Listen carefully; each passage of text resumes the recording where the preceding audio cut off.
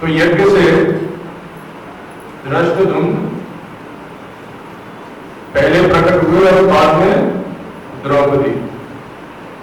तो एक बालक और बालिका प्रकट हुए। बालक जो था वो अस्त्र और शस्त्रों से सुसज्जित था यज्ञ से प्रकट होते समय, और बालिका जो थी वो इतनी सुंदर थी, हालांकि सांवले रंग की थी, इसलिए उसका नाम कृष्णा रखा गया, लेकिन सांवले रंग की होने के बाद भी वो बहुत सुंदर थी, और उसके श्रीअंग से, उसके शरीर से कमल के जैसी सुगंध निकलती थी। सामान्य तो शरीर जो है मलमूत्र का ही बर्तन है, तो इसमें से दुर्गंधी निकलती है, जहां से देखो वहां से गंदगी निकल रही है। लेकिन क्योंकि वो अयोनिज थी, अग्नि से प्रकट हुई थी, तो इसलिए उसके शरीर से दिव्य सुगंध निकलती थी। इस समय थोड़ा सा यहाँ स्पष्ट करते हैं, पूर्व जन्म में ये भगवान शंकर जी की प्रसन्नता के लिए कठोर तप करते समय पूरी तरह निष्पाप हो चुकी है। जो व्यक्ति निष्पाप होता है उसे किसी माता के गर्भ में जाना नहीं पड़ता।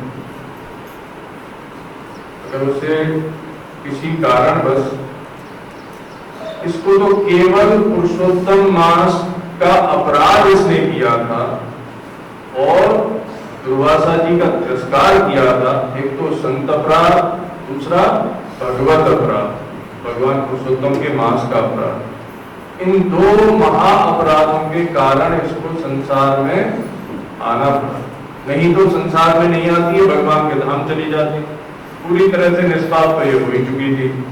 और जब भगवान शंकर ने इसको वरदान दे दिया तो उसके बाद भी इसने कोई कर्म नहीं किया, तो इसलिए इसका किसी मां के गर्भ में जाने का योग नहीं बनता था। केवल अपने द्वारा किए गए अपराधों के मार्जन के लिए ही इसको जन्म लेना पड़ा। तो इसलिए इसका जन्म कैसा था? दिव्य, सामान्य जन्म नहीं था द्रौपदी का। तो भगवान श्री कृष्ण कहते हैं पांडवों से कि ये जो तुम्हारी अर्धांगिनी है द्रौपदी, इसके तुम 5 पति हुए हो, इस संबंध में भी एक कथा है। एक तो यही था कि वह ये वेदांत ऋषि की कन्या थी, इसको भगवान शंकर ने वरदान दिया, इसने 5 बार पति दो पति दो पति दो पति दो इस प्रकार से मांगा, तो भगवान शंकर ने कहा था तुमने 5 बार एक ही वरदान को मांगा है तो तुमको 5 पति होंगे। द्रुपद जो थे उनको द्रोणाचार्य को गुरुदक्षिणा देने के लिए अर्जुन और भीम ने बंदी बनाया था। तो अर्जुन का पराक्रम द्रुपद जानते थे। तो जब ये कन्या प्रकट हुई तो उसी समय द्रौपदी के मन में ये अभिलाषा थी कि इसका पाणी ग्रहण अर्जुन के साथ होता है। जब कोई व्यक्ति जानता है कि भाई कोई सक्षम व्यक्ति हो, गुणवान हो, पराक्रमी हो, तो अगर उसकी कोई विशेष गुणों से गुणवती कोई कन्या है तो वो भी चाहता है कि मुझे इसके अनुरूप ही दामाद मिले। तो इसलिए द्रौपदी के पिता भी चाहते थे कि इसका पाणी ग्रहण अर्जुन ही करे। तो इसीलिए द्रौपदी ने ये शर्त रखी कि जो व्यक्ति घूमती हुई मछली की आंख को नीचे तेल में उसकी परछाई देकर के भेज देगा, उसी के साथ में अपनी पुत्री का विवाह करूंगा। द्रौपदी जानते थे कि इस काम को केवल अर्जुन ही कर सकते हैं, दूसरा कोई कर ही नहीं सकता। तो ये युक्ति निकाली द्रौपदी के पिता ने कि अगर मुझे अर्जुन से इसका विवाह करना है तो ऐसी शर्त रखूं जिसे अर्जुन ही पूरी कर सके। इधर पांडव जो थे पहले चक्रा नगरी में थे, वहां इन्होंने ब्राह्मण के घर पे रुके हुए थे, वहां भ्रक नाम राक्षस का वध किया। उसके बाद ही वहां से निकले और निकलते हुए जब ये आगे बढ़े तो व्यास जी बीच में रास्ते में मिले। व्यास जी ने कहा कि देखो अब तुम यहां से निकल के कहां जाओ, पांचाल देश में जाओ, वहां तुम्हारा सभी प्रकार से भला होगा। तो भीम, अर्जुन, नकुल, सहदेव, युधिष्ठिर आदि और माता कुंती के साथ पांचाल देश की सीमा में प्रवेश हुए। जब ये प्रविष्ट हुए तो वहां देखा कि बहुत सारे ब्राह्मण जा रहे हैं और बहुत चर्चा कर रहे हैं। तो उन्होंने, भाई कहाँ जा रहे हो? ये भी ब्राह्मण के बेस में थे, तपस्वी बेस में थे, क्षत्रिय बेस में तो थे नहीं। ब्राह्मणों ने कहा, अरे तुम नहीं जानते हो? बोले नहीं, हमें तो नहीं पता है। अरे यार, द्रौपदी का स्वयंवर है, पांचाल नरेश की पुत्री है, उसका स्वयंवर है, उसमें जाना। बोले आप क्या करोगे जाकर के? बोले जाएंगे, कुछ देखेंगे, तमाशा देखेंगे। बोले केवल तमाशा देखने जा रहे? बोले नहीं, जो राजा उसका वर्णन करेगा वो ब्राह्मणों की पूजा करेगा, कुछ दक्षिणा देगा, तो कुछ मिल भी जाएगा और स्वयंवर भी देख लेंगे। तो इनसे भी कहा, पांचों पांडवों से, कि देखो तुम शरीर से तो ऐसा लगता है कि तुम बड़े बलिष्ठ हो, बड़े पराक्रमी हो, तुम भी चलो, यहां घर में क्या भटकते रहोगे? तो ये पांचों भी उन ब्राह्मणों के साथ, ब्राह्मण बेच रहे थे, ये भी चले गए। ब्राह्मणों की बैठने की सभा में जगह अलग होती है और क्षत्रियों में बैठने की अलग। तो ये ब्राह्मण की मंडली के बीच में बैठे हुए। स्वयंवर की बड़ी व्यवस्था थी, बड़ी कौशल से उसको आयोजित किया गया था, बहुत सुंदर साज सज्जा थी। सभा में जब महाराज द्रौपद आगे अपने स्वराज सिंहासन पर बैठे और उन्होंने आज्ञा की कि स्वयंवर का कार्य प्रारंभ किया जाए, उसी समय द्रौपदी आई, जिसके हाथ में सोने के कमल, स्वर्ण कमलों की माला थी, जिसे जो भी वर उसका मत्स्य का भेदन करेगा उसके गले में उसे वो वरमाला डालनी थी। तो वो वरमाला लेके वहां खड़ी हो गई। एक एक करके सभी राजाओं को सुना करके धृष्टद्युम्न ने, द्रौपदी के भाई ने घोषणा की कि हे राजाओं, हे वीरों, हे शूरवीरों, ध्यान पूर्वक मेरी बात सुनो।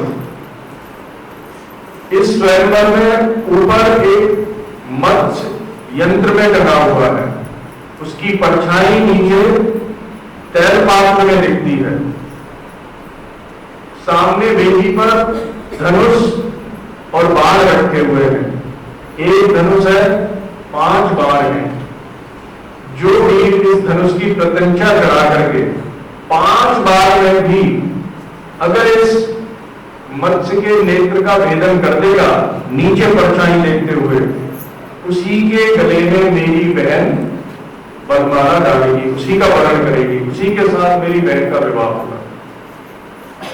जब यह घोषणा हो गई और इस घोषणा के उपरांत सब राजा एक दूसरे को देखने लगे, तो सबसे पहले दुर्योधन, दुशासन एक एक करके ये उठे।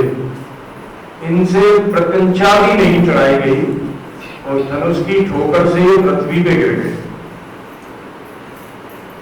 जब कर्ण ने देखा कि मेरे मित्र अपने भाइयों के सहित बहुत अपमानित हो गए हैं, तो कर्ण उठा, लेकिन द्रौपदी ने कहा कि मैं सूत पुत्र का वरण नहीं कर सकती, तो उसे लज्जित होना पड़ा, अपमानित होना पड़ा सबके सामने, और वो बैठ गया। उसके बाद शिशुपाल, जरासंध और जितने राजा थे जो अश्वही राजाओं के रूप में प्रकट हुए थे, सब उठे, लेकिन सबकी यही दशा हुई। अर्जुन के मन में, अर्जुन कोई ब्राह्मण तो थे नहीं, थे तो वीर ही। तो जब उनके मन में भी इच्छा हुई कि मैं भी इस लक्ष्य का संधान करूं, तो अर्जुन उठे। जैसे ही ब्राह्मणों की मंडली में से कोई उठा तो सभी ब्राह्मण बड़े खुश हो गए, हर्षित हो गए, और अरे वाह भाई, लगता है इसके शरीर को देख करके जरूर कुछ कर दिखाएगा, इसके शरीर का सौष्ठव बताता है कि जरूर लक्ष्य का भेदन कर सकता है। जाओ ब्राह्मण कुमार, भगवान तुम्हारा मंगल करेंगे, हम सब तुमको आशीर्वाद देते हैं। और जब इतने ब्राह्मण मिलकर आशीर्वाद दे रहे हैं, तब तो अर्जुन लक्ष्य का भेद कर ही देंगे। तो जब सबने आशीर्वाद दिया तो अर्जुन वहां से उठे, बिना किसी श्रम के धनुष को उठा करके प्रत्यंचा चढ़ाई और एक ही बाण से नीचे तेल में मछली की परछाई देखते हुए भेदन कर दिया। बोलो वृंदावन बिहारी लाल की जय। जब लक्ष्य का भेदन हो गया तो ब्राह्मण सभी, पूरी ब्राह्मण मंडली जो थी वो इतनी खुश हो गई, उन्होंने कहा अरे धिक्कार है क्षत्रियों को, देखो कोई क्षत्रिय धनुष पे प्रतिज्ञा भी नहीं चढ़ा पाया और ये ब्राह्मण कुमार तो इसने तो एक ही बार में लक्ष्य का भेदन कर दिया, धिक्कार है क्षत्रियों को। तो अपने दुपट्टे लहराने लगे सभी ब्राह्मण, कोई नाचने लगा। तो ये देख करके क्षत्रियों को बड़ी ईर्ष्या हुई, बड़ी जलन हुई। इधर द्रौपदी ने उसी समय जब लक्ष्य का भेदन हुआ उसी समय अर्जुन के गले में वरमाला पहना दी।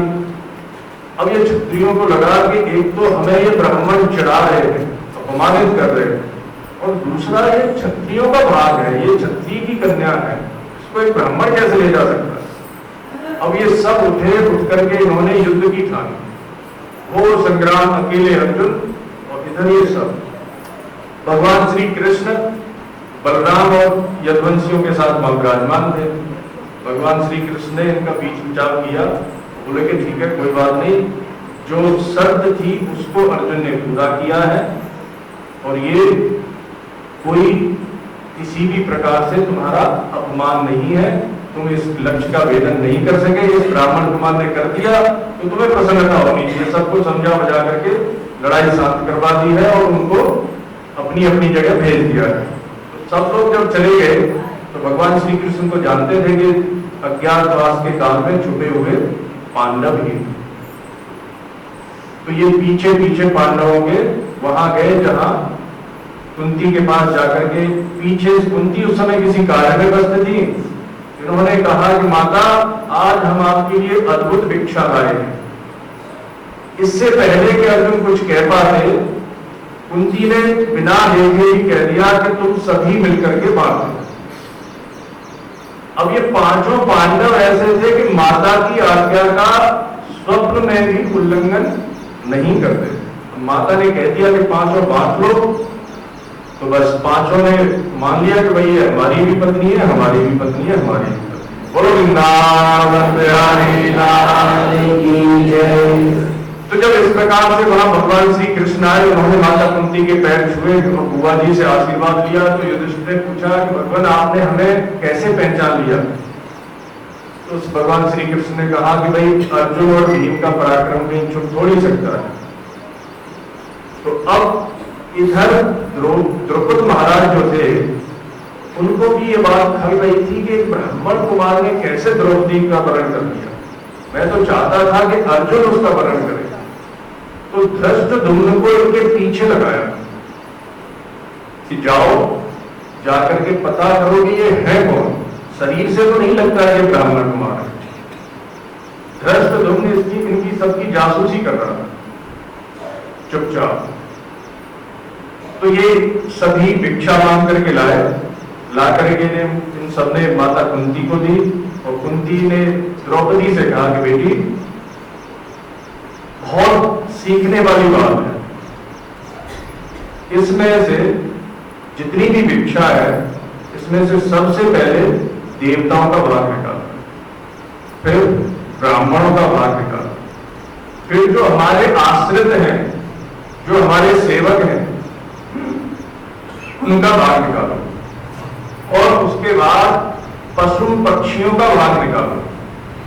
उसके बाद जो भिक्षा बचे उसमें से 2 विभाग करो, एक विभाग पूरा भीम को दे दो और जो आधा है उसमें से फिर 6 विभाग करके हम सबको मिल बांट करके खाएं। तो ये भिक्षा का बंटवारा इस प्रकार से वो करते। तो हमको भी अपने घर में जब भोजन बनाते हैं तो सबसे पहले भगवान का भोग लगाओ, भोग लगाने के बाद कुछ भाग देवताओं का, कुछ भाग ब्राह्मणों का और कुछ भाग पशु पक्षी कीट पतंगे इनका। अगर आपके घर में नौकर हैं तो उनको भी पहले उनका भी भाग निकालो। गृह स्वामी का कर्तव्य है कि वो सबसे बाद में सबको खिला करके, ऐसा जो व्यक्ति करता है वो स्वर्ग जाता है। और जो पहले ही खा लेता है कि मैं गृह स्वामी हूं, सबसे पहले मुझे ही मिलना चाहिए, तो उसको बड़ा भारी दोष लगता है। तो तो पहले अपने जो आश्रित हैं उनको खिलाइए, फिर पशु पक्षियों का भाग निकालिए, उसके बाद अपने परिवार को खिलाइए और सबसे बाद में गृह स्वामी को खाना चाहिए। ऐसा विधान है शास्त्र। तो आप देखिए, आप में से कोई अगर इसे पालन कर सकते हैं तो अच्छी बात है, इसलिए हमने यहाँ पर बात कही। तो दृष्टद्युम्न ये सब देख रहे थे, उसके बाद सबने अपनी अपनी भिक्षा ग्रहण की और ये सब चटाइयों पे सो गए। दृष्टद्युम्न ने जाकर के बताया कि वो हैं तो भिक्षावृत्ति से जीवन यापन करने वाले। तो उसने सोचा कि उनको देख करके नहीं लगता कि ये भिक्षुक है, ब्राह्मण है, जरूर कहीं ना कहीं कोई रहस्यमय बात है। तो उन्होंने इनकी परीक्षा लेने के लिए इनको अपने घर महल में आमंत्रित किया। 6 रथ भेजे, एक पे द्रौपदी और कुंती और पांचों पांडव अलग अलग विराजमान हुए। सभी रथों में बिठा करके इनको पांचाल नरेश ने अपने राजमहल में बुलवाया और वहां इनकी परीक्षा के लिए एक कक्ष था, उसमें सब रत्नों का भंडार था। एक में ग्रंथ रखे हुए थे, एक में धनुष बाण गदा आदि रखी हुई थी और एक में सेवा की सामग्री रखी हुई। तो वो देखना चाहते हैं कि ब्राह्मण है, क्षत्रिय है, वैश्य है, शूद्र है। पहले इनका स्वागत किया, स्वागत करके सबको सिंहासन पे बिठाया और बिठा करके उन्होंने भोजन कराया। और भोजन कराने के बाद बोले कि चलो थोड़ा सैर करके आते। तो उन्हीं कक्षों में इनको लेके गए। पहले ग्रंथ जहां थे, अगर ये ब्राह्मण वृत्ति के हैं तो जरूर ग्रंथों को पसंद करेंगे, लेकिन इन्होंने ग्रंथ पसंद नहीं किए। जैसे ही दूसरे कक्ष में गए तो वहां अर्जुन ने धनुष बाण, भीम ने गदा और सबने अपने अपने अस्त्र शस्त्र उठा लिए। तो द्रुपद ने कहा कि आप ब्राह्मण कुमार नहीं हो, आप कोई क्षत्रिय हो। तो युधिष्ठिर ने कहा कि मैं धर्मराज युधिष्ठिर हूं, ये मेरे छोटे भाई भीम है, ये अर्जुन है, ये नकुल है, ये सहदेव है। सबका परिचय दिया। मेरी माता कुंती द्रौपदी के साथ आपके अंतःपुर में है। अब तो इनके प्रसन्नता का ठिकाना नहीं रहा। द्रौपद जो थे बोले कि मेरी यही अभिलाषा थी कि मेरी पुत्री द्रौपदी का भी है, आज मैं बहुत प्रसन्न हूं। तो जल्दी से आप अपने छोटे भाई अर्जुन को आज्ञा दीजिए कि वो द्रौपदी का पानी ग्रहण करे। अब युधिष्ठिर बोले कि हम तो 5 विवाह करेंगे इससे, अकेला अर्जुन थोड़ी करेगा। तो द्रुपद ने कहा कि ये कैसी असभ्य बात कर रहे हो, तुम्हारे छोटे भाई हैं अर्जुन, उन्होंने इसे प्राप्त किया है मेरी पुत्री को स्वयंवर में, और तुम तो इसके जेठ रखते हो, कैसे तुम इसमें पत्नी भाव रखते हो। तो धर्मराज युधिष्ठिर ने कहा कि देखो राजन, मैंने कभी असत्य भाषण नहीं किया, मेरा अंतःकरण कभी अधर्म की ओर नहीं जाता।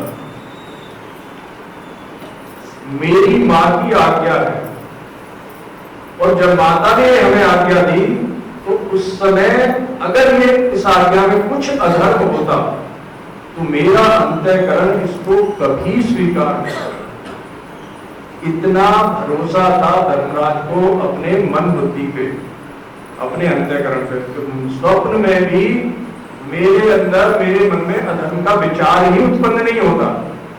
तो जब मेरी माता ने आज्ञा दी कि सभी मिल बांट करके खाओ, सभी मिल बांट करके इसका उपभोग करो, तो उस समय मेरे मन में ये विचार नहीं हुआ कि ये इसमें कुछ अधर्म है।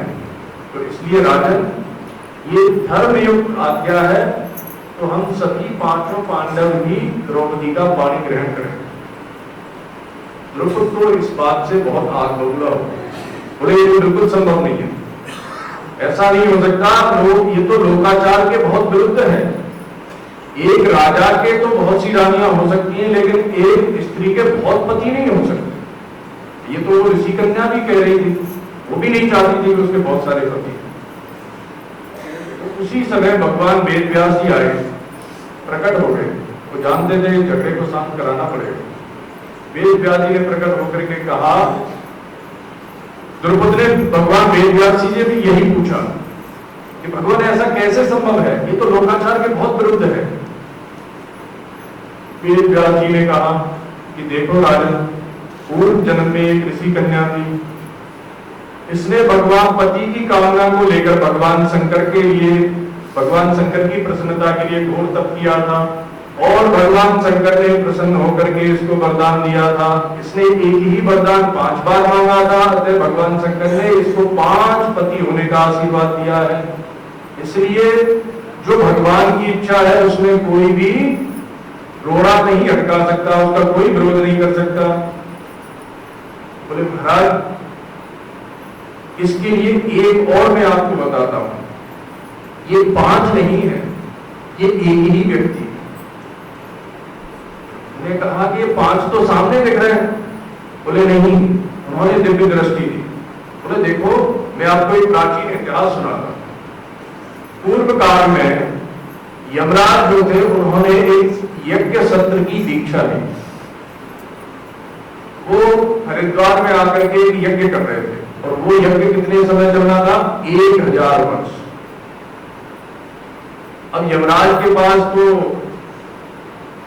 लोगों को यहां से ले जाने का काम है और वो 1000 साल के लिए छुट्टी चले गए, यज्ञ में दीक्षा ले ली, तो लोगों का मरना बंद हो गया।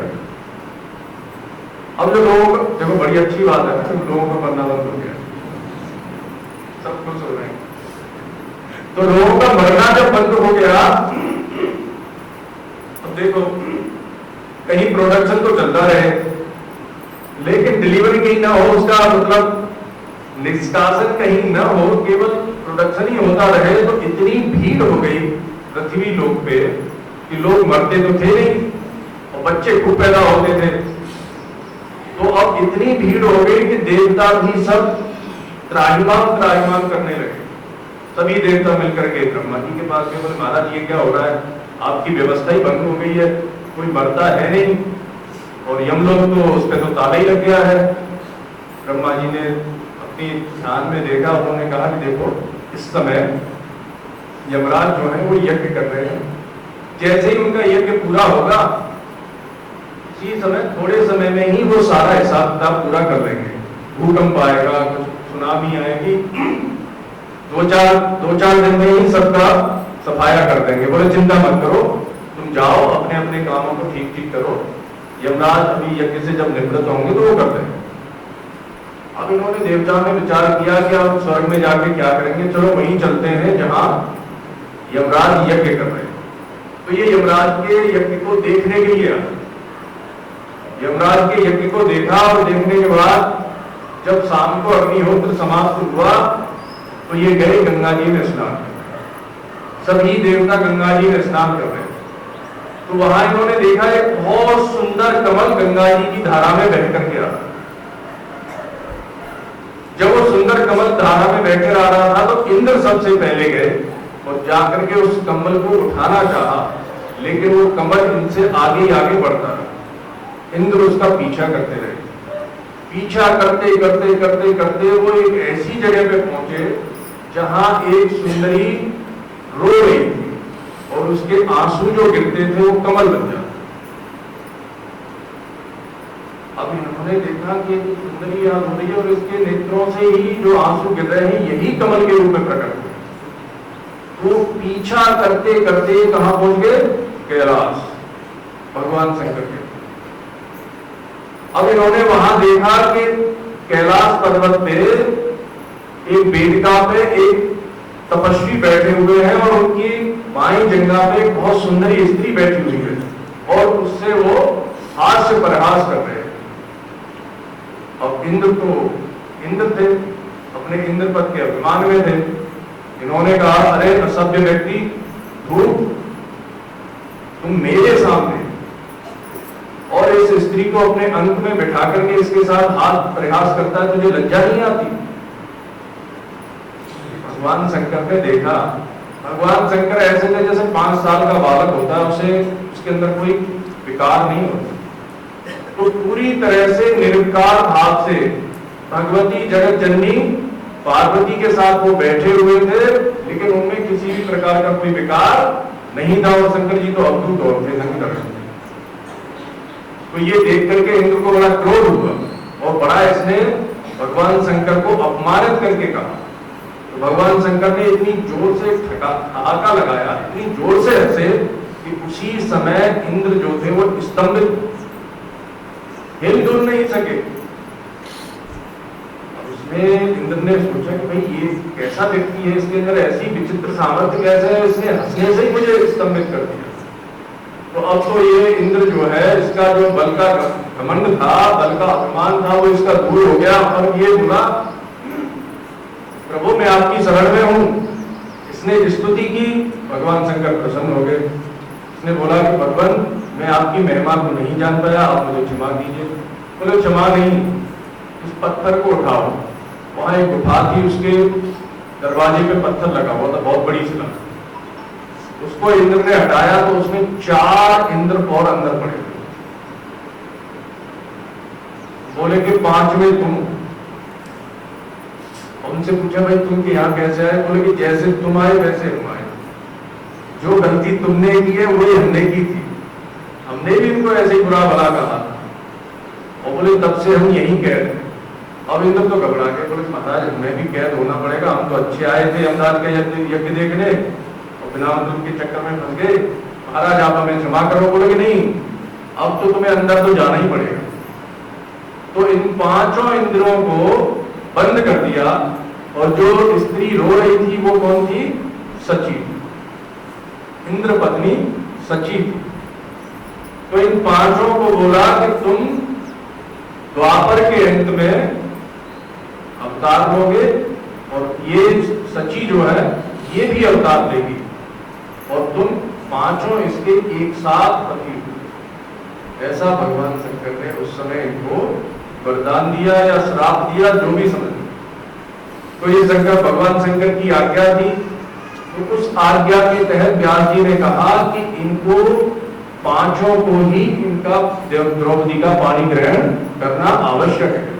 तो अब द्रुपद के मन की जो शंका थी वो दूर हो गई। उन्हें पता चल गया कि ये 4 इंद्र के ही 5 के 5 इंद्र के ही स्वरूप हैं और ये जो द्रौपदी है ये सची है। तो सची तो इंद्र की पत्नी है ही, तो इसमें कोई अधर्म नहीं है। तो एक ही व्यक्ति है जिसके 5 रूप हैं, वो 5 रूपों में अपनी पत्नी का वरण करेगा। तो उसी समय वेदव्यास जी ने कहा कि आज ही मुहूर्त है, आज ही इनका विवाह करो। तो सबसे पहले युधिष्ठिर ने, फिर नारद जी आए। नारद जी ने कहा कि देखो युधिष्ठिर के साथ इसका विवाह हो गया है, तो इसका कन्यादान एक बार हो चुका, तो अब ये कन्या तो रही नहीं, लेकिन मैं इसे वरदान देता हूं कि इसका 5 से जब तक विवाह हो जाए तब तक ये कन्या तो इसका बना रहेगा। तो विवाह होने के बाद भी वो कन्या बनी रहती थी। इस प्रकार से 5 के साथ उसका विवाह हुआ। तो भगवान श्री कृष्ण पांडवों से कहते हैं कि केवल पुरुषोत्तम मास का तिरस्कार करने के कारण ही द्रौपदी को 5 रूपों में तुम्हारा वरण करना पड़ा है, क्योंकि भगवान शंकर साक्षात मेरे स्वरूप हैं, उनका वाक्य मिथ्या नहीं हो सकता। उन्होंने जो कहा है वो तो सच होगा ही, और द्रौपदी जो है वो पुत्र सुख भागिनी नहीं होगी। इसके पुत्र तो होंगे, लेकिन पुत्रों का वियोग का दुख भी इसको सहन करना पड़ेगा। देखो राजन, हे धर्मराज, ये जो द्रौपदी है इसका इतना प्रेम है मुझ में। देखो भगवान शंकर की भक्त थी ये पहले, भगवान शंकर की भक्ति पूरी हो गई, उनको संतुष्ट कर लिया। भगवान शंकर की भक्ति जिसकी पूरी हो जाती है उसको बाद में फिर भगवान श्री कृष्ण की भक्ति मिलती है। तो पूर्व जन्म में भगवान शंकर की भक्त थी, इस जन्म में इसका अनन्य प्रेम श्री कृष्ण के चरणों में था। तो भगवान श्री कृष्ण ने कहा कि हे धर्मराज, इसका इतना प्रेम है मुझ में कि ये मेरी ही चर्चा करती है, मेरे ही बारे में सोचती है। और वो तो हमने आपको बता ही दिया था कि भाई किस प्रकार से दुशासन ने वस्त्र हरण किया था, वो कथा आपको सुना चुके हैं।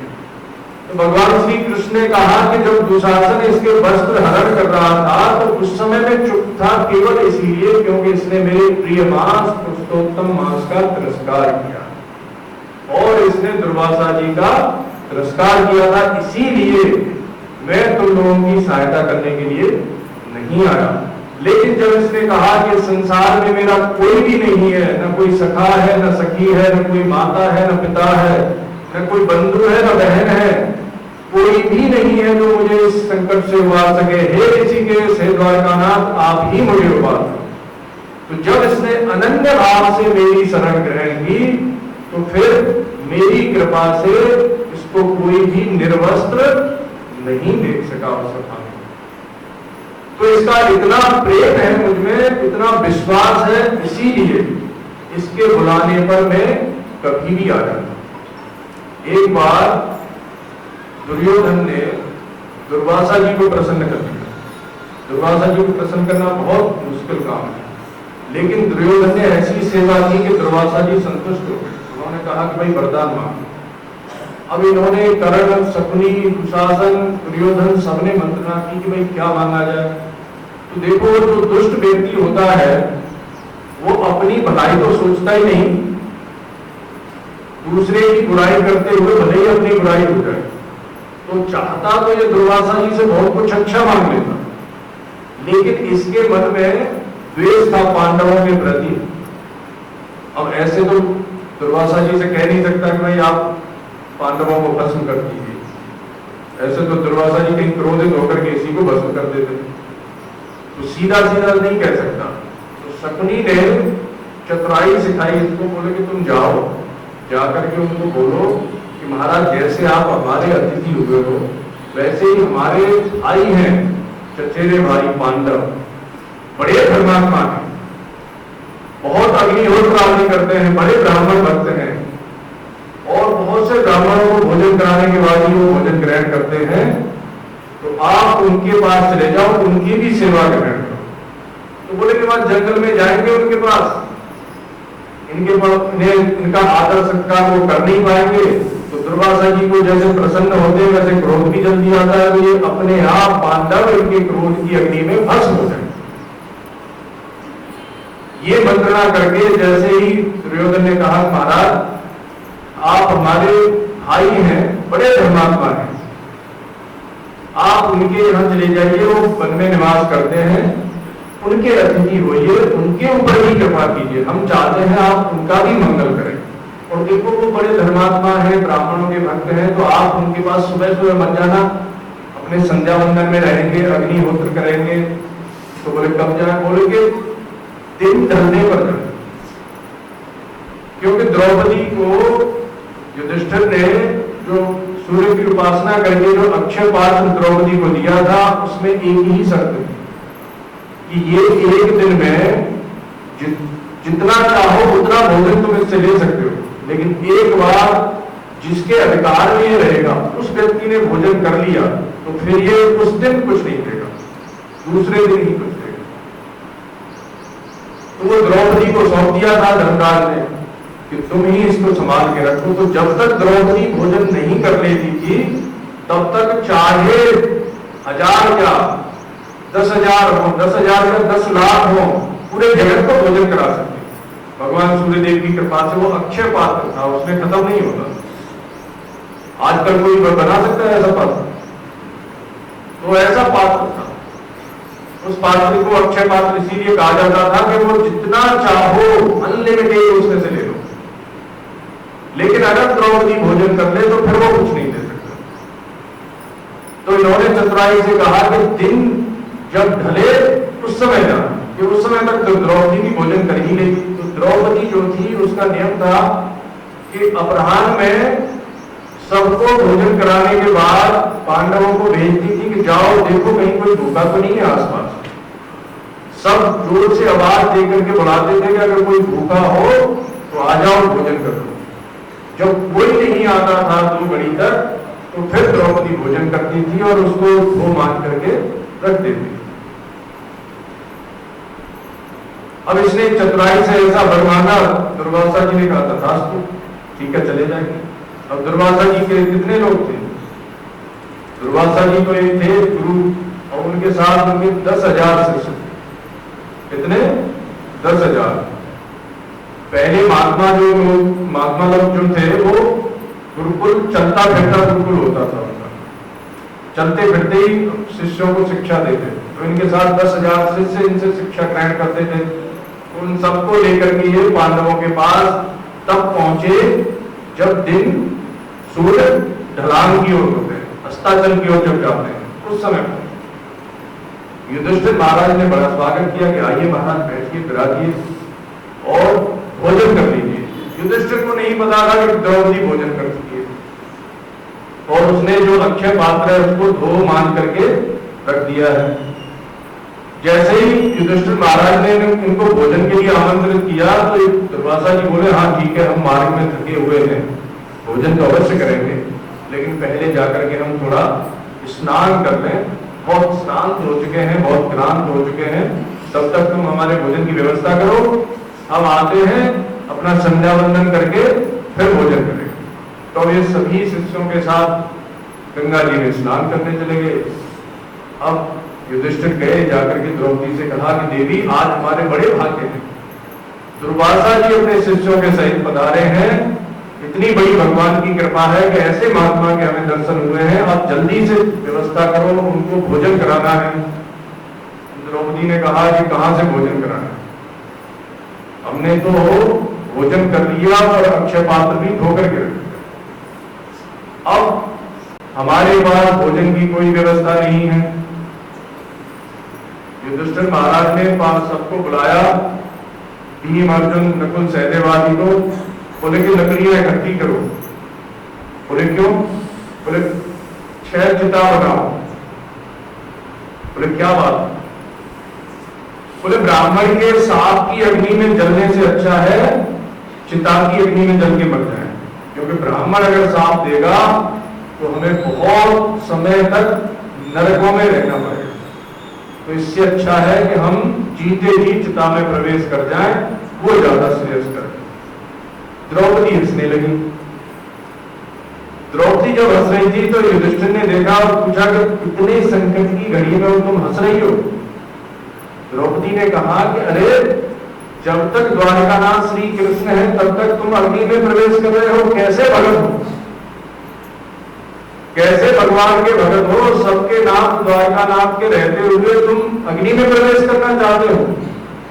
अब युधिष्ठिर को याद आया, करे हाँ हमारे तो प्राण जीवन सर्वस्व श्री कृष्ण है।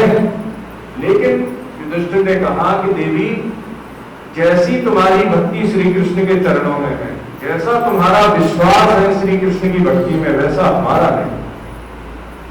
वो तुम्हारे बुलाने से तो आ सकते हैं, हमारे बुलाने से नहीं आएंगे, तो ये तो तुम ही उन्हें बुलाओ, तभी वो आ सकते हैं, तभी हमारी सहायता कर सकते हैं। द्रौपदी ने उसी समय भगवान श्री कृष्ण को पुकारा और भगवान श्री कृष्ण उसी समय प्रकट हो गए। बोलो वृंदावन बिहारी लाल की जय। भगवान श्री कृष्ण ने कहा कि द्रौपदी, हे कृष्ण, हे मेरी सखी, मुझे कुछ भोजन दो, भूख लगी है। अब द्रौपदी बोले कि महाराज जिस संकट को दूर करने के लिए आपको बुलाया था, आप भी आकर के जले में नमक डाल रहे हो। बोले भोजन दो, भोजन की तो यह व्यवस्था ही नहीं है। भगवान श्री कृष्ण बोले देखो जिस समय तुमने हमें पुकारा उस समय रुक्मिणी भोजन परोस रही थी, भोजन छोड़ करके आया हूं। थाली की जो भूख होती है वो बड़ी तीव्र होती है। पूरे दिन सभा में बैठे बैठे कामकाज निपटाते निपटाते भोजन में विलंब हो गया था आज, तो बहुत जोर की भूख लगी थी और जिस समय रुक्मिणी थाली लेकर आई उसी समय तुमने पुकार लिया, तो मैं अपनी भोजन की थाली छोड़ करके आया हूं, तुम सबसे पहले मुझे भोजन कराओ। द्रौपदी ने कहा कि महाराज कुछ भी नहीं है हमारे पास, खाने के लिए तिनका भी नहीं।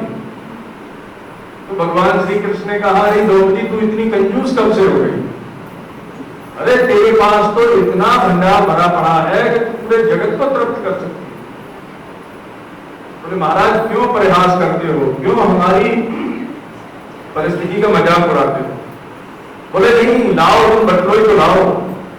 तो बटलोई लाई तो उसमें एक साग का पत्ता था। तो देखो द्रौपदी जो है वो ऐसी आजकल की स्त्री नहीं है कि जल्दीबाजी में ऐसी जल्दी में बर्तन धोए और उसमें साग का पत्ता लगा रह जाए, तो बड़ी पवित्र आचरण वाली है। तो बहुत सोच समझ के, बहुत धो मांझ करके उस बर्तन को रखा था। उसमें साग का पत्ता तो था ही नहीं, वो तो भगवान श्री कृष्ण ने अपने संकल्प से उसमें उत्पन्न किया। और वो साग का पत्ता लेकर के भगवान ने कहा कि अरे देखती नहीं, ये एक तिनका पूरे जगत को तृप्त कर सकता है। वो साग का पत्ता लेकर के अपने मुंह में डाला और मुंह में डाल करके कहा कि पूरा जगत तृप्त हो जाए। अब सबकी आत्मा तो भगवान ही है। तो उसी समय सबको डकार आने लगी। जितने चराचर सृष्टि है सारी की सारी सृष्टि तृप्त हो गई। बोलो वृंदावन बिहारी की जय। इधर दुर्वासा जी और अपने शिष्यों के साथ नदी में स्नान कर रहे थे और इनको इतनी डकार आने लगी। अब से सब शिष्य बोले कि महाराज गुरुदेव, हमें तो कुछ खाने की इच्छा नहीं हो रही, पेट बहुत भर गया है और इतना भर गया है कि लगता है कि अब तो सोने की इच्छा है। दुर्वासा जी को भी ऐसा ही अनुभव हो रहा था कि पेट यहां कंठ तक भर गया, कुछ पानी भी एक घूंट पानी भी पीने की जगह नहीं है। अब दुर्वासा जी सोचे कि भाई देखो, एक काम करो, उनके पास जाएंगे तो अपमानित होना पड़ेगा, खा तो हम सकते नहीं, और उन्होंने भोजन की व्यवस्था की होगी। तो इससे मैंने पहले एक भक्त का अपराध किया, अम्बरीश महाराज का। उसके कारण मुझे त्रिलोकी में कोई किसी ने मेरी रक्षा नहीं की थी। सुदर्शन चक्र ने मुझे जला दिया था, आज तक मेरी पीठ में घाव है। तो अब यहां तो 5 भक्त हैं और द्रौपदी छठवीं है, तो इनसे इनके कोप का भाजन बनूं, इससे पहले यहीं से निकल। अब ये वहीं से नदी से ही जाने लगे। इधर भगवान श्री कृष्ण ने भीम और अर्जुन को बुला करके कहा कि तुम जाओ, जाकर के सभी दुर्वासा जी के शिष्यों को सहित सबको ले आओ। बोले कि चलो महाराज भोजन कर रहे। तो भीम और अर्जुन बोले कि महाराज यहाँ व्यवस्था तो कुछ है नहीं, आप बोल रहे हो बुला के लाओ। बुला के कहां से लाए, तो व्यवस्था तो हो। बोले कि तुम जाओ तो सही, कोई नहीं आएगा, जाओ तुम जाकर बुला के लाओ। और देखो वो आएंगे नहीं, और जब वो नहीं आएंगे तो आप कह रहे हैं महाराज 1-2 मूर्ति का भोजन हो तो कोई बात नहीं है, 10-10 हजार लोगों का भोजन इतना व्यर्थ जाएगा तो ये तो बहुत बड़ा संकट है, अन्न का इतना बड़ा अपमान अच्छा नहीं है। तो फिर वो कहेंगे कि भाई तुम वरदान मांग लो, तो फिर तुम वरदान मांग लेना। बोले ठीक है, वरदान क्या मांगना? बोले कि बोल देना कि हमारे जो अकारण हमसे बैर रखते हैं उन हमारे शत्रुओं का समूल नाश हो जाए। बोलो बिहारी लाल की जय। अब ये दुर्योधन आदि अकारण बैर रखते थे, कोई कारण तो था नहीं। अब युधिष्ठिर, ये भीम और अर्जुन गए तो दुर्वासा जी और उनके शिष्यों ने देखा कि भीम और अर्जुन दूर से आ रहे हैं हमें बुलाने के लिए, तो ये भागने लगे। अब ये भागने लगे तो भीम और अर्जुन ने इनको रोका कि महाराज कहां जा रहे हो? 1-2 मूर्ति की रसोई हो तो हम मैनेज कर लेंगे, लेकिन इतने लोगों की रसोई व्यर्थ जाएगी, इतना अन्न का अपमान होगा। अन्न ब्रह्म है, आप तो सब जानते हैं, चलिए भोजन करेंगे। दुर्वासा जी बोले देखो अर्जुन, देखो भीम, हम अगर तुम्हारे यहाँ भोजन करते तो प्रसन्न होकर के तुमको वरदान देते। अब हम ऐसे ही बिना भोजन के ही तुम्हें वरदान देना चाहते हैं, मांग लो। बोले महाराज जो अकारण हमसे बैर रखते हैं, ऐसे हमारे जो शत्रु हैं वो समूल उनका नाश हो जाए। बोले तथास्तु, सबका नाश हो जाएगा, चिंता मत करो। तो साधु संत ऐसा कहते हैं, ऐसा ये महाभारत में नहीं है। साधु संत कहते हैं कि भीम ने, जब दुर्वासा जी ने कहा कि और कुछ मांगना चाहते हो, तो भीम ने मांगा। थोड़ी सी हंसी की बात है, तो भीम ने मांगा कि महाराज देखो ये जो हमारे मामा जी है ना शकुनी, ये ज्यादा बुद्धि लगाते हैं, तो एक वरदान आप मुझे दे दो विशेष रूप से। बोले क्या? बोले भोजन तो मैं करूं और डोलता जाने की सेवा मामा जी करें। तो एक कहावत प्रसिद्ध है कि खाए भीम हगे शकुनी। तो जो व्यक्ति ज्यादा भोजन करता है उसे सोच में भी ज्यादा समय लगता है। तो बोले भीम इतना खाते थे कि शकुनी को समय ही नहीं मिलता था दुर्योधन से मंत्रणा करने का, वो ज्यादातर तो शौचालय में बैठे रहते थे। और जब भीम को लगता था कि मामा जी कुछ ज्यादा ही बदमाशी कर रहे हैं तो वो 10-5 किलो मिर्चा घोल करके पी जाते थे। अब आपको पता है मिर्ची अगर कोई खा ले तो सोच में फिर क्या होता है। तो ऐसा महात्मा लोग कहते हैं, इसी की बातें हैं। तो इस प्रकार से इन्होंने वरदान मांगा और वरदान देकर के दुर्वासा जी विदा हो गए। और दुर्वासा जी के विदा होने पर पांडव अपनी जगह आ गए। तो भगवान श्री कृष्ण कहते हैं कि द्रौपदी का मुझ में अनन्य प्रेम है, ये मेरी अनन्य भक्ता है। इस प्रकार से भगवान श्री कृष्ण पांडवों को समझा करके बोले कि देखो तुम्हारा अब तक का जीवन ऐसे ही बीत गया है, अभी ये पुरुषोत्तम मास अगले ही महीने आने वाला है, तो सावधानी पूर्वक तुम पुरुषोत्तम मास का अनुष्ठान कर लेना। भगवान श्री कृष्ण ने कहा कि देखो मुझे न तो लक्ष्मी इतनी प्रिय है, न सात्विकी बलराम कोई भी मुझे इतना प्रिय नहीं है। कहां तक कहूं मुझे सुदर्शन चक्र और मेरा जो चतुर्भुज स्वरूप है वो भी मुझे इतना प्रिय नहीं है जितना प्रिय मुझे अपना भक्त होता है। तो हे पांडवों तुम मेरे भक्त हो, इसलिए तुम मुझे सबसे ज्यादा प्रिय हो। मैं मेरे रहते हुए तुम्हारा कभी कोई अनिष्ट नहीं हो सकता। अब मैं जाता हूं क्योंकि द्वारका में भी मेरी प्रतीक्षा हो रही है, बलराम जी मुझे स्मरण कर रहे हैं, वो मुझे याद कर रहे हैं, तो मुझे जाना है। इधर युधिष्ठिर महाराज बड़े दुखी हो गए, बोले कि महाराज हमारा जो चित्ररूपी कमल है इसके भ्रमर तो आप ही है, हमारे जीवन सर्वस्व सब कुछ आप ही हो, आपके जाने से हमको बड़ा कष्ट होगा। तो भगवान श्री कृष्ण ने कहा कि जैसे तुम मेरे हो वैसे द्वारका में भी लोग मेरे हैं, तो जाना तो पड़ेगा। तो भगवान श्री कृष्ण वहां से विदा हुए। इन्होंने बड़े भारी मन से भगवान श्री कृष्ण को विदा किया। उसके बाद ये सभी तीर्थों में विचरण करते रहे। तो युधिष्ठिर महाराज कहते हैं अपने भाइयों से कि देखो इस पूरी पृथ्वी में उसी व्यक्ति का जीवन धन्य है जिसने भारतवर्ष में जन्म किया। और पुरुषोत्तम मास का अनुष्ठान करने वालों में भी कौन धन्य है, जिसने भगवान श्री कृष्ण की भक्ति, भगवान श्री कृष्ण को समर्पण किया। तो ऐसा ये पुरुषोत्तम मास है जो आपने ज्यादातर तो बिता दिया है, अभी भी थोड़ा बचा है। तो जिन्होंने अभी तक कुछ न किया हो वो अभी भी भगवान श्री कृष्ण की भक्ति को प्रारंभ कर सकते हैं। बोलो वृंदावन बिहारी लाल की जय, श्री पुरुषोत्तम भगवान की जय, श्री पुरुषोत्तम मास महामहोत्सव की जय।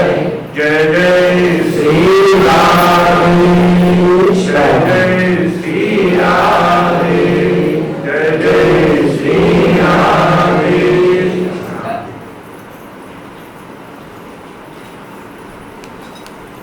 गणपत दास कालूराम साहब की ओर से 2 कैरेट प्रसादी वितरण में केला दान दिया गया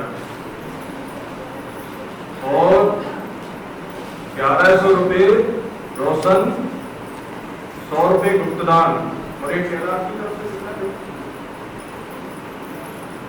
1100 रुपये। अच्छा, रोशन कैलाश, इनकी तरफ से इन सबका धन्यवाद कर दीजिए।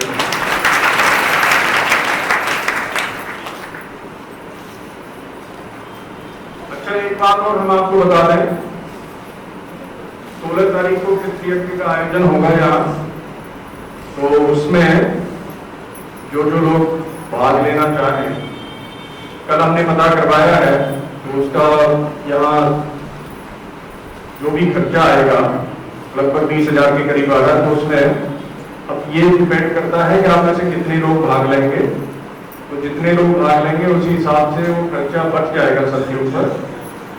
और 3 पीढ़ी पिता के पक्ष की, 3 पीढ़ी माता के पक्ष की, वैसे ही पत्नी के भी दोनों को जोड़े से ही बैठना है, पति पत्नी को। आधा यज्ञ तो ऐसा है कि उसमें कोई भी भाग ले सकता है, लेकिन आधा यज्ञ में वही भाग ले सकते हैं जिनके माता पिता इस संसार में नहीं है। आधे यज्ञ में तो कोई भी बच्चे नहीं बैठ सकते हैं।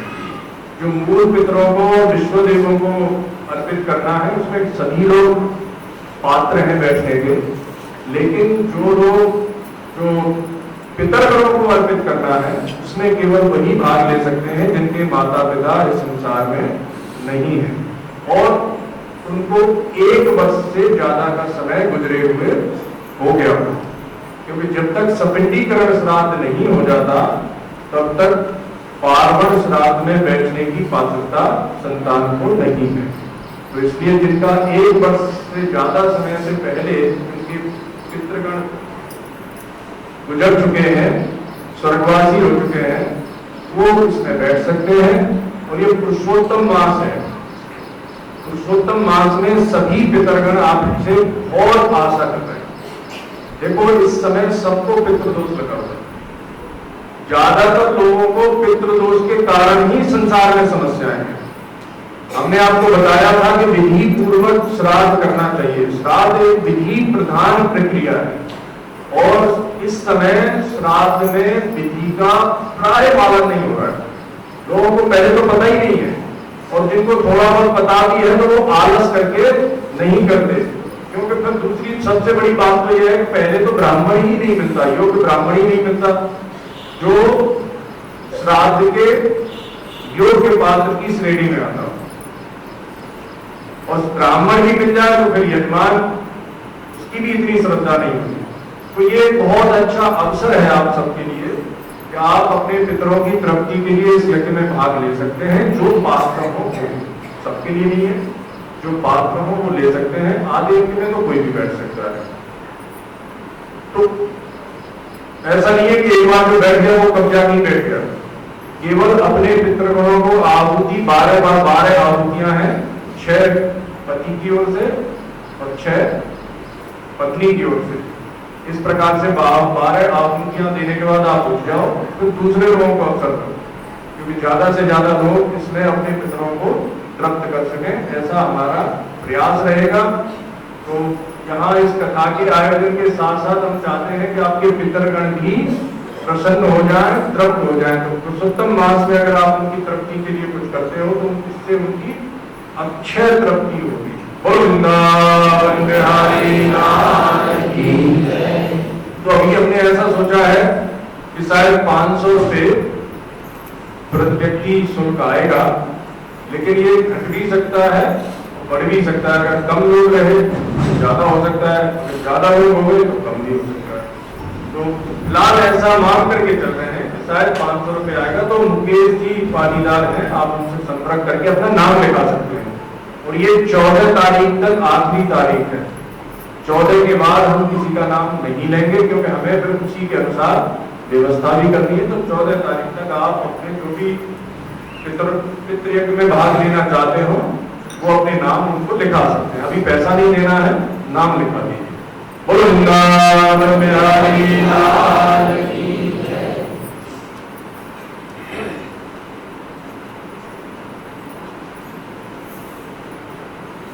आदरणीय सभी धर्म प्रेमी सज्जनों, हमने कल आपसे निवेदन किया था कि जो भी भंडारे में अपना अन्नदान देना चाहे वो दे सकते हैं।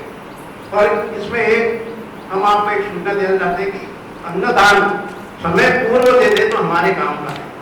अब जो 16 तारीख के करीब एक दिन पहले लाओ, एक दिन लाना, ऐसा नहीं चलेगा। आप तुरंत देना चाहे तो मन बना लीजिए, जो भी जैसे भी सामग्री देना चाहे हमारे भंडारे में दे सकते हैं। आज हमें बहुत से भक्तों ने यथाशक्ति दान दिया है।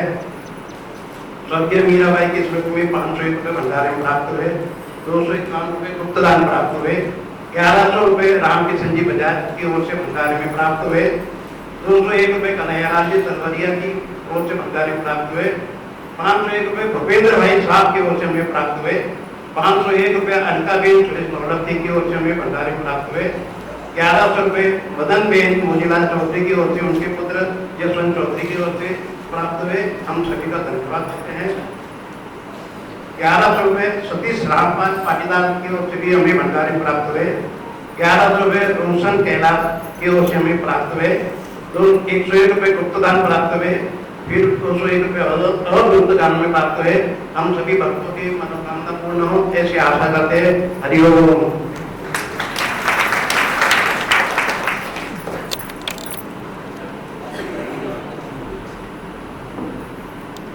भगवान की प्रार्थना कर रहे हैं।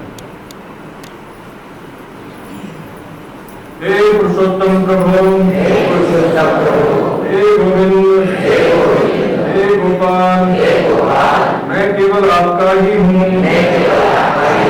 इस जगत में केवल आप ही मेरे हैं।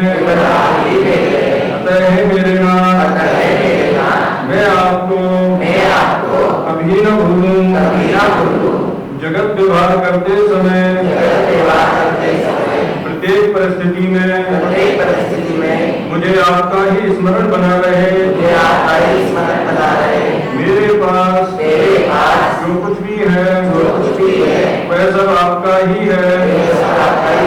अतः यह सब आपके ही समर्पित है। अब आप जैसा उचित समझे और जिसमें हम सबका हित हो वैसी अपनी अहित की कृपा हम सभी शरणागतों पर बरसाने की कृपा करें। हम नहीं जानते कि हमारे लिए क्या उचित है और क्या अनुचित है, परंतु आप एकमात्र सर्वज्ञ हैं। आप ही सर्वसमर्थ हैं। आप ही सर्वशक्तिमान हैं। हे सच्चिदानंद प्रभु,